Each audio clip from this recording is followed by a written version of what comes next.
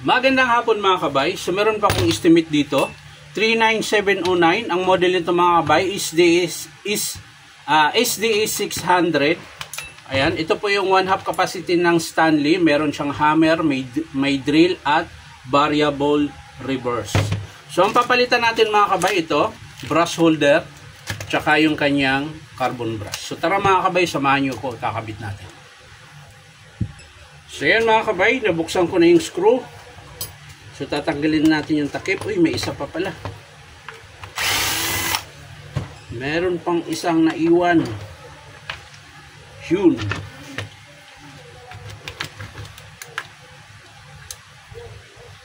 Tapos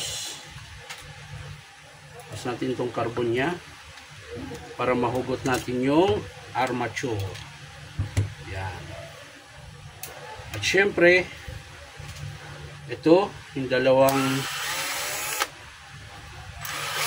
screw para mahugot nyo yung brush holder, at syempre meron niyang wire. So kailangan mo siyang tanggalin. Tagal uminit ng ano ka.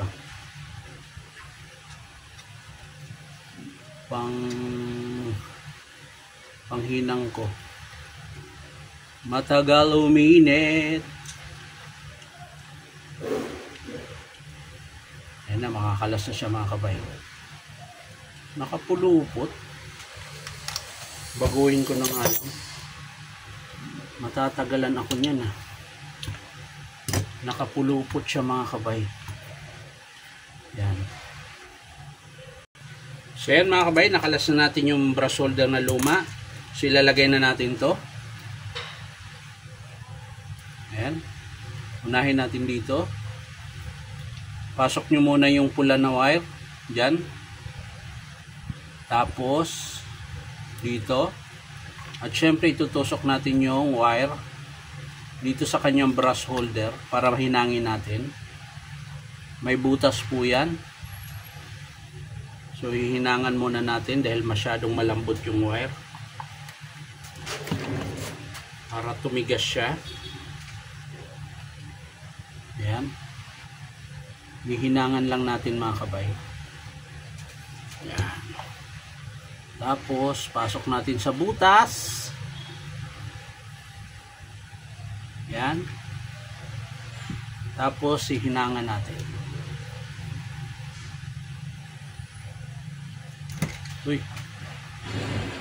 Hindi man pumasok mga kabay. Pero okay lang yan mga kabay.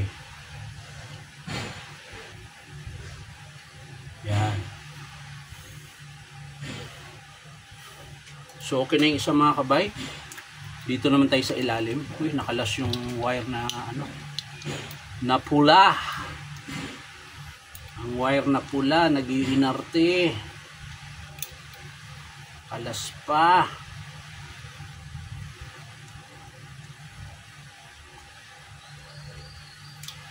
Makisama ka naman, Brad.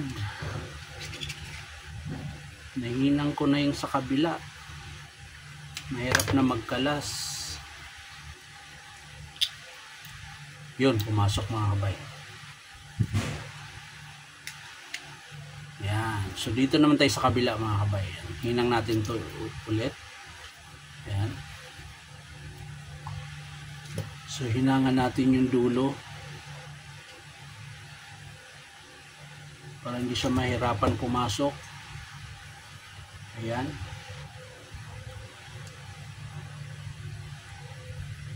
Ayaw niya mga kabay. Ipatong natin sa ibabaw pag ayaw. So yan na mga kabay. Nahinang na natin. So iayos na natin yung kanyang posisyon at ating i-screwhan. Ayan. So pag ganun siya, balik natin yung screw at ating higpitan. Ganun din yung sa ibabaw mga kabay.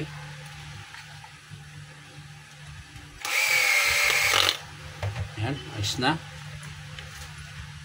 So pwede natin ilagay yung armature.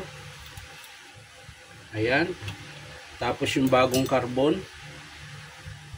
Gamit lang kayo ng matulis na panungkit para hindi kayo mahirapan. Tapos lagay natin yung bagong carbon. Ganun din sa kabila. Ikot mo lang. Sungkitin nyo ulit yung brush hold spring.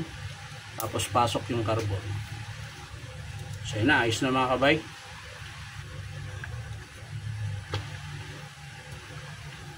Yan. So ayusin lang natin. Syempre yung selector, huwag kalimutan. At yung kanyang spring. Ingatan nyo yung spring mga kabay pag nagbukas kayo. At pag yan ay tumalsik, mahirap hanapin. Mahirap hanapin.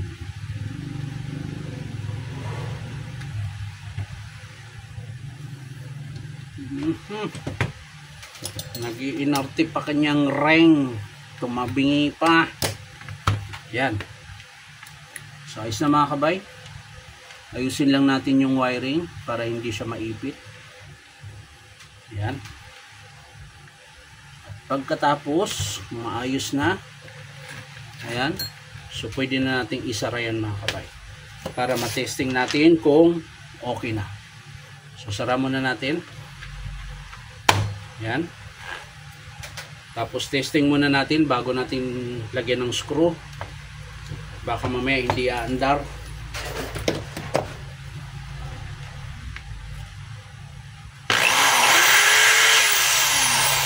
So i-screwhan lang natin mga kabay. So yan mga kabay, isang screw na lang. At tayo ay matatapos na. So testing natin. Testing natin sa hammer. Drill. Reverse, tingnan natin kung gagana na yung reverse nya. So okay na yung reverse mga kabay, okay na rin yung forward nya. So yan lang mga kabay, ito po yung pinalitan natin, brush holder tsaka carbon brush. So maraming salamat mga kabay sa panonood at palike and share na rin po. At syempre po, baka pwede makahingi sa inyo ng isang subscribe dito po sa aking YouTube account, Tainong Tabay. So maraming salamat. Bye-bye.